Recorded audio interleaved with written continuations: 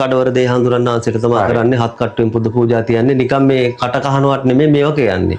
මේ පාරම්පරික පුස්කොළ පොත් තියෙනවා. මොකක්ද තියෙනවා ගන්න පුස්කොළ පොත්. ඔව්. දැන් මේකේ තියෙනවා මේ සාමාන්‍යයෙන් මේවා මේ කාලවත් නෑ. හරි. මේ පුස්කොළ පොතක තියෙන්නේ හොද හෝ නරක. හොද කරන්නත් පුළුවන් නරකට කරන්නත් පුළුවන්. කෙනෙක් මරන්නත් පුළුවන්. මේකෙන්. ඔව්. දවස් 21යි දින දෙන්නේ දින 21කින් සම්පූර්ණ මරන්න පුළුවන්. ඒක කොහොමද කරන්න කියලා හරි. ඒකත් වෙන්නෝ කරන්නේ මේ කියන්නේ පිරිමියා.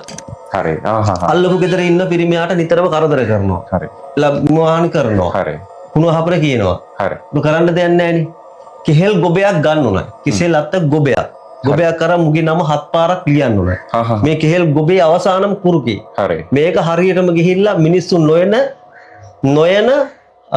පාලු දිය කඩਿੱත්තක් ළඟට යන්න ඕනයි. මහසොන් දිෂ්ටි මතුරන්න ඕනයි. හරි. දින 21යි මුගේ අත පය කකුල උණක් කැඩෙන්න ඒවට තියෙනවා. අස්ස රූප තියෙනවා, ප්‍රේත රූප තියෙනවා. මේවා ඔක්කොම රූප. හරි. හරි මේවා ඔක්කොම කලවම් පස්ල රූප. ඉතින් මේවට අතින් ඇල්ලුවට කමන්නේ නැද්ද? කමන්නේ හරි.